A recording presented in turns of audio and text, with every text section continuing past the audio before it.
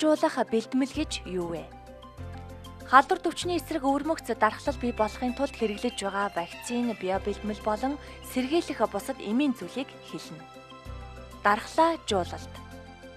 Хүүхэд ихэс төрөхдөө дархлалттай төрөх боловч тодорхой хугацааны дараа буурч нэг нас хүрэхэд үндсэндээ алга болно. Дархлаажуулалт нь халдвар төвчнөөс сэргийлэх дархлал тогтоох зорилгоор дархлаажуулах бэлтгэл, өөрөөр хэлбэл вакцин тарих арга хэмжээ юм. Халдвар төвчнөөс найдвартай дархлал тогтоох цорын ганц арга бол дархлаажуулалт юм. Үндсэндээ 4 төрлийн дархлаажуулалтыг зохион байгуулдаг. Заавал хийх дархлаажуулалт гэдэг 0-15 насны хүмүүсийг хүүхдүүдэд үндсэн 11 төрлийн халдвар төвчнөөс сэргийлэх 6 нэр төрлийн вакциныг бол 6 нэр төрлийн вакцинаар дархлаажуулж байгааг бол үндэсний товлолоор хийгдэх дархлаажуулалт гэж байгаа. За сайн дурын үндсэн дээр хийгдэх дархлаажуулалт гэдэг нь иргэн өөрөө хүсээд хийгдэж байгаа дархлаажуулалтыг хэлнэ. Тухайн вакциныг хүсээд энэ вакциныг хийлье гэдэг хүсэлтэд тавиад хийлгэж байгаа вакциныг хэлж байгаа. За давхар судлалын залтаар хийгдэх вакцин гэдэг маань өвчлөл ямар нэгэн халдвар төвчин гарсан тохиолдолд тэр халдвар төвчнөөс урьдчилан сэргийлэх, халдвар төвчний дархлалтыг зохицох зорилгоор бол хүн амын дунд вакцинжуулалт хийгддэг. Нэмэлт дархлаажуулалт гэж байж байгаа. Дархлаажуулалтын 10 хоног бол жил бүрийн 5-10 сар зохион байгуулагддаг. За энэ 10 хоногор бол нөхөн дархлаажуулалт, нэмэлт дархлаажуулалтыг бол зохион байгуулдаг. Манай улс цагаан цэцэг өвчний эсрэг вакцинжуулалтыг 1923 онд анхлан нэвтрүүлснээс хойш заавал хийх үндэсний товлолт 1946 онд сүрээгийн эсрэг BCG, 1965 онд халдвар цаа, 1967 онд сахуу хөхүүл ханиад татран, 1973 онд улаан бурхан, 1991 онд Б гепатит, 2005 онд сахуу хөхүүл ханиад татран, Б гепатит, Б хэв шинжийн хемофилус хавсарсан 5 вакцин. 2009 онд улаан бурхан гахаан хавдар улаануудын хавсарсан 3 вакцин. 2013 онд А гепатитын эсрэг вакциныг үе шатстайгаар тус нэвтрүүлэн Монгол хүүхэд бүрийн эрүүл мэндийг халдвар төвчний эсрэг дархлаажуулалтанд хамруулан хамгаалж байна. За тэгэхээр Монгол улсын засгийн газрын тогтоолын дагуу 0-16 насны хүүхдүүд маань нийтдээ 12 өвчнөөс урьдчилан сэргийлэх 7 төрлийн энэ вакцинд товлын дагуу хамрагддаг. За тэгэхээр энэ вакцины товлын хүснэгт байж байна. Тэгэхээр энэ хүснэгтэн дээр зааснаар бол хүүхдүүд яг төрсний дараах 24 цагийн дотроо сүрээ өвчнөөс урьдчилан сэргийлэх 1-р тун, В гепатитаас сэргийлэх 1-р тун, халдвар саа өвчнөөс сэргийлэх вакцины 1-р тунгаа ингээд эмнэлэгт байхдаа 24 цагийн дотор авдаг. Дараагийн вакцинуудыг 2 сартайдаа авдаг. 2 сартайдаа авахдаа халдвар саа өвчний 2-р тун, тэгээд 5 вакцин буюу сахуу, хөхүүл ханиад, татран, тэгээд гепатит, тэгээд цус садлагчаас сэргийлдэг энэ 5 төрлийн вакциныг ингээд нийлүүлсэн тунг өрхийн эмнэлэг дээрээ буюу өрхийн эмнэлэг дээрээ авдаг. Нийтдээ энэ 5 вакциныг 2, 3, 4 сартайдаа нийтдээ 3 удаагийн тун авч ээж энэ 5 төрлийн өвчнөөс бүрэн хүүхд хамгаалагдах тогтдог байна. За дараа нь улаан бурхан, гахаа хавдар, улаанууд өвчнөөс сэргийлэх вакциныг 9 сартайдаа тэгээд 2 настайдаа бол авдаг. Дараагийн тун маань юу гэхээр А гепатитаас урьдчилан сэргийлэх вакциныг 2012 оны 1 сарын 1-ээс эхлүүлээд хийж эхэлсэн. Энэ тунг 1 настайдаа 1 нас 2 сартайдаа эхний тунгаа авна. Дараа нь 2 настайдаа 2-р тунгаа авдаг. Тэгээд сургуулийн хүүхдүүд маань 7 настай, 15 настайдаа сахуу татран өвчнөөс сэргийлэх 2 вакцины 1-2-р тунгаа авдаг. Тийм учраас ээж аавууд маань хүүхдийнхаа тохирох сартайд нь, настайд нь энэ үндэсний хэмжээнд хийгдэг халдвар төвчнөөс сэргийлэх дархлаажуулалтанд заавал хамрагдаж явах шаардлагатай байна.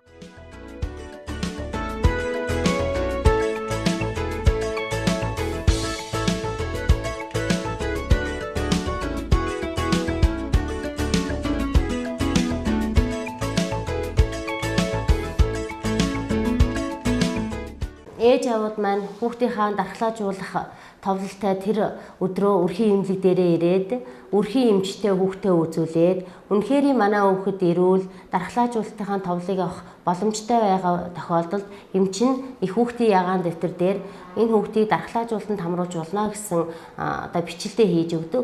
Тэгээд энэ бичлэлийг хийлгэсэн хүүхэд бол дархлаажуулалтанд хамрах боломжтой байдаг.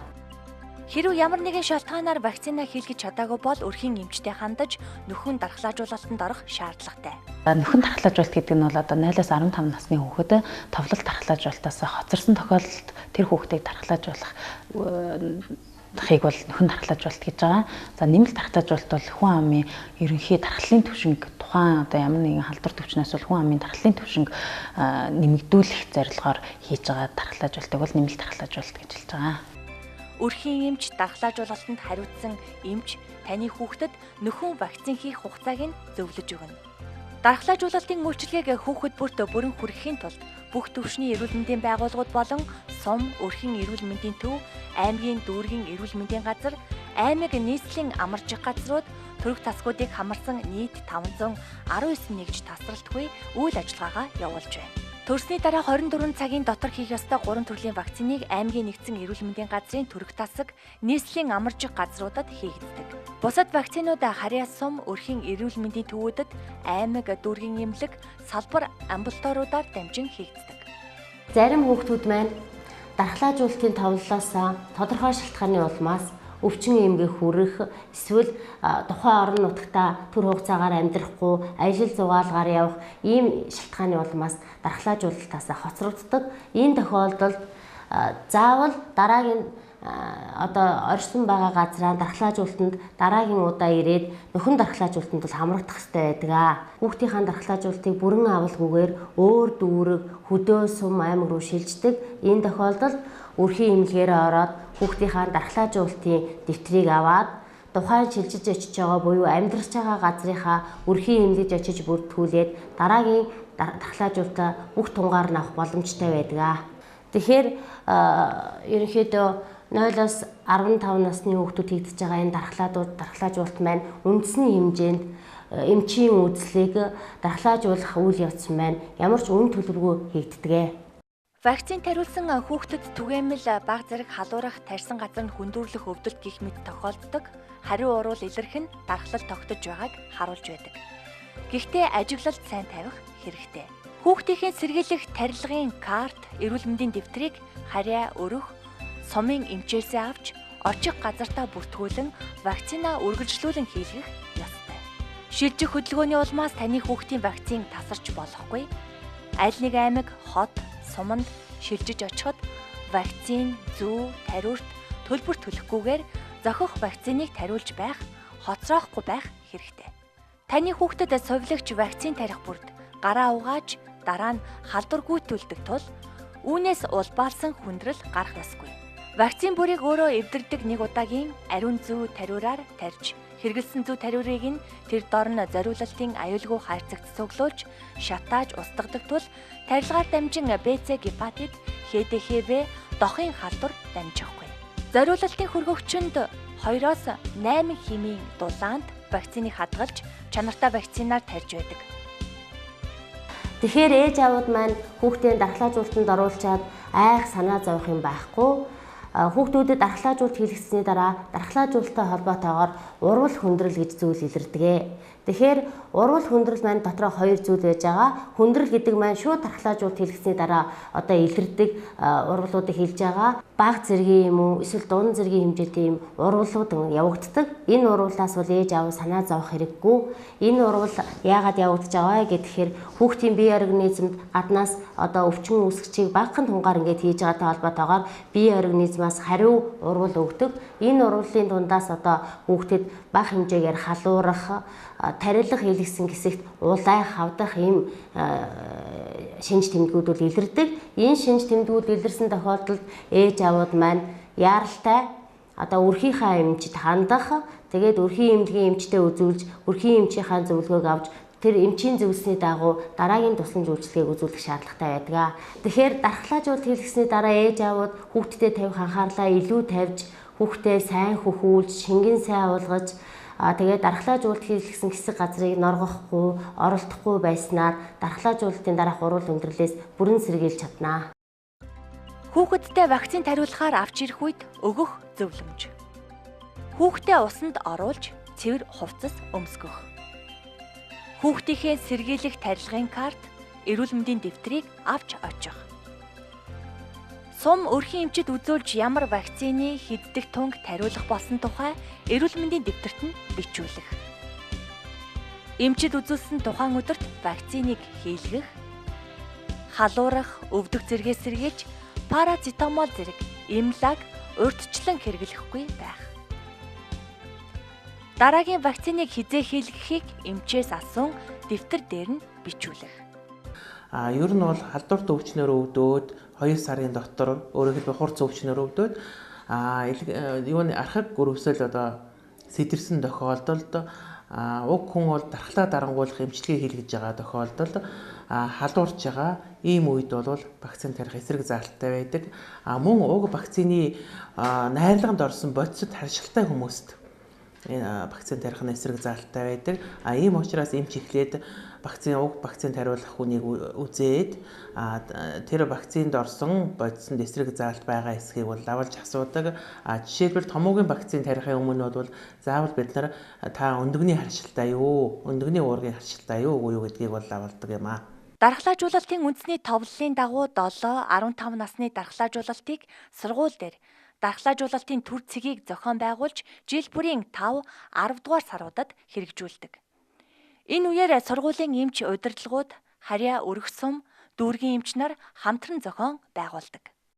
Хийгээд ирэхээр энэ намайг халдвар төвшнөөс хамгаалсан одоо вакцин байна. Энэ вакциныг хийснээр та нар насан туршдаа энэ өвчнүүдээр өвдөхгүй нэ гэсэн ойлголттой байна шүү дээ. Вакциныг бол бид нар багаажин хийж болохгүй. Яагаад багаажин хийж болохгүй лээ? Дэргэл дээрээс нь хаагна тийм ээ. Дээрээс нь гадаад орчноос хамаарна. За хүүхдүүдээ өнөөдрийн хичээлээс та нар юу ойлгов? Вакцины талаар зарим нэг буруу ойлголтуудыг энэ хичээлээр зөв болгож ирээдүйн хойчдоо яаж эрүүл амьдрахын талаар мэдж авлаа. Зарим хүмүүс вакцинаас цугтаадаг нөгөөс тариах гэрлээ айгу зүү тариураас их айдаг. Тэгэхээр тэрнийг л ер нь болохгүй юм байна.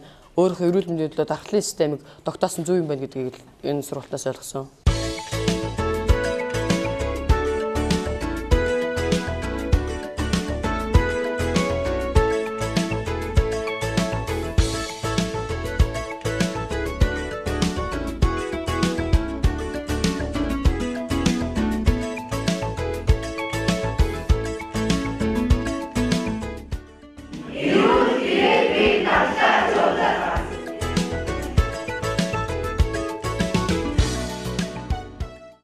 Дархлаажуулалт гэдэг маань одоо хүнийг уг иргэн хүнийг тэр өвчнөөс халдварт өвчнөөс сэргийлэх дархлаажуулах бэлтгэмж хийх процессыг бол хэлж байгаа. Энэ дотроо сайн дурын дархлаажуулалт гэдэг маань юу вэ гэхээр иргэн хүн өөрийнхөө хүсэлтээр дархлаажуулах бэлтгэмж хийх бол сайн дурын дархлаажуулалт гэж нэрлэдэг. Хүн өөрөө хүсэж одоо бид нар дээр ирэх нь байна. Би одоо тийм жишээлбэл би томоо өвчнөөс сэргийлье. Би одоо илгэний Б вирусын гаралтай илгэний хурц өрөвсөлт өвчнөөс сэргийлье. Би одоо А гепатитаас сэргийлье гэд ихвчлэн хүмүүс маань А гепатитыг одоо бохир гарын шарын өвчнөөс сэргийлье гэд бид нар ийм хүсэл тавьж ирдэг. За сайн дурын дархлаажуулалт гэдэг маань одоо ер нь товлолоор бол хүүхдүүд бага насны хүүхдүүд вакцины авчдаг. Тэнд бол товлолд ороогүй вакцин бид нар бол сайн дурын дархлаажуулалтаар хийж байна. Жишээлбэл одоо эсвэл гадаадд төрсэн одоо сүүлийн үед одоо глобалчл одоо манай ард иргэд маань одоо олон оронд амьдарч байна тийм учраас тэр оронд төрчөөд гадаад оронд төрчөөд 2 дахь вакцина юм уу эсвэл угаасаа ерөөсөө тэр оронд тэр вакциныг хийдгүү тохиолдолд майд ирж бол вакцина хийлгэж сайн дурын дархлаажуулалтаар өөрчлөлтөд зарим одоо гадаадын иргэд ч гэсэн манайхыг бас зорж одоо манай улсад удаан цөөн удаан хугацаагаар амьдрах гээд ирсэн ажиллахаар ирсэн ийм иргэд бол бас манай сайн дурын дархлаажуулалт хандаж вакцин бие уялдамтыг бол хийлгдэг юм аа. Сайн дурын дархлаажуулалтаар хийгдэж байгаа вакцин бол төлбөртэй хийгддэг. Энэ бол анх 2001 онд эрүүл мэндийн сайдын 34-р тушаалаар бол анх сайн дурын дархлаажуулалт гэдэг халдварт өвчин судлалын үндэсний төвийн дэргэд сайн дурын дархлаажуулалтын кабинет байгуулж үйлчлэгийг бол төлбөртэйгээр хийж байгаа. Тэгэхдээ вакцин бүрийн үн бол өөр байдаг. Жишээлбэл одоо А гепатит, Б гепатит, сахуу татран гэх мэт вакцины үн өөр. Энэ юунаас болж ийн гэхээр тэр уг вакциныг үйлдвэрлэж гаргаж байгаа үйлдвэрийнхаа хийж байгаа процесс үйлдвэрийнхаа тогтоосон үнээс болж вакцин болгоны үн бол өөр байдаг. Манай улс дархлаажуулалтын үйл ажиллагааг амжилттай хэрэгжүүлсэний үр дүнд цагаан цэцэг, халдвартсаа, өвчнийг бүрэн устгасны зэрэгцээ, улаан бурхан өвчний тархалтыг тасчин зогсоож, Б вируст гепатитын өвчлөлийг 30 дахин бууруулж хяналтандаа аваад байна. Сахуу, хөхүүл ханиад, татран зэрэг тарилгатай халдварт өвчин сүүлийн жилүүдэд бүртгэгдээгүй байна. За хэдийгээр бид нар халдвар цаа өвчин, улаан бурхан өвчнийг устгасан, тархалтыг тасан зогсоосон, за мөн сахуу татран хөхүүлнэд өвчтний өвчлөлийг бууруулсан ч гэсэн байнгын тандалтыг бол хийж байдаг. За энэ тандалтыг мань болохоор өрх сумын эрүүл мэндийн нэгдлийн эмчнараас ахуулаад одоо 1, 2, 3 дахь шатлал үндэсний түвшиндээ энэ тандалтаа бол хийдэг. За тэгэхээр энэ тандалтыг бол сэжтэй тохиолдолд илэрсэн тохиолдолд үнэхээр энэ маань энэ өвчин байна уугүй гэдгийг лабораториор баталгаажуулаад эдгээрийг нэгтгээд сар болгонд эрүүл мэндийн байгууллагын хондлон баруун бүс рүү хүргэж мэдээлдэг байгаа. Тэгэхээр энэ өвчлөлт хэдийгээр устгасан ч гэсэн бидний тандалтыг тогтмол хийдэг нэгдүгээрт нь, хоёрдугаарт нь энэ товлын вакцин буюу заавал их дархлаажуулалтанда хүүхдүүдэд бид нэр бүрэн хамруулж энэ хамралтыг өндөр байлгаснаар энэ өвчнөөс мөн урьдчилан сэргийлж энэ өвчнийг дахиж гарахгүй байх боломжийг бол бүрдүүлж байгаа. Тэгэхээр зөвхөн эрүүл мэндийн салбарын ажилчид биш, ард иргэд та бүхэн ч гэсэн энд идэвхтэй оролцож одоо товлын дархлаажуулалтанда цаг хугацаанд нь хүүхдүүдэд бүрэн оруулснаар эдгээр өвчнүүдээс бид нар урьдчилан сэргийлж чадах юм аа. За дархлаажуулалтанд хэрэглэгдэж байгаа уламжлалт вакцинуудаас гадна бага насны ялангуяа 0-5 насны хүүхдийн өвчлөл эндэгдлийн үндсэн одоо гол шалтгаан болж байгаа өвчнүүд бас байна. Үүний нэг нь бол жишээлх юм бол одоо хатгаа өвчин байгаа. Пневмококкор үүсгэгдсэн хатгаа өвчнийг одоо манайх бол 2009 оноос эхлээд судалж эхэлсэн. Тэгэхээр эцэг эхчүүд бас энэ ер нь ярдгал дагаарын бохирдолтой холбогдуулаад тийм ээ хүүхэд одоо ханиад том хүрсний дараагаар хатгаа болж хүндрэх. Тэгээ энэ асуудлыг бас бид нар одоо хатгааны эсрэг вакциныг одоо судалж энэ вакциныг бас хэрэглэх юм боломжийг бас бүрдүүлж байгаа. Энэ маань одоо энэ өвчлөл эндэгдлийг бас бууруулахад нэлээд сайн нөлөө үзүүлнэ гэж үзэж байгаа. За бас өнөөдөр бид нар шинээр хэрэглэгдсэн одоо вакцинууд бас байна. Уман үзүүний хор тавдрын эсрэг вакциныг бид нар өсвөр үеийн охтуудад одоо зориулж бас хийсэн байгаа. Тэгээ энэ манаас цаашдаа үргэлжлэх ёстой. Яагаад гэвэл одоо уман үзүүний хор тавдрын одоо үүсгэгч бол бас тогтоогдсон.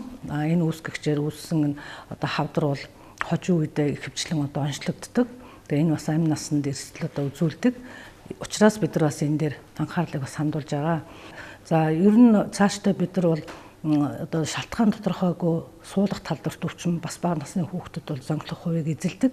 Тэгэхээр энэ одоо зонхлох хувийг эзэлж байгаа нэг үүсгэгчийн одоо нэг бол ротовирус байгаа. Тэгэхээр ротовирусын вакциныг бас нэвтрүүлэх ажлыг бид нар бас судалгааны ажлыг эхэлсэн байгаа.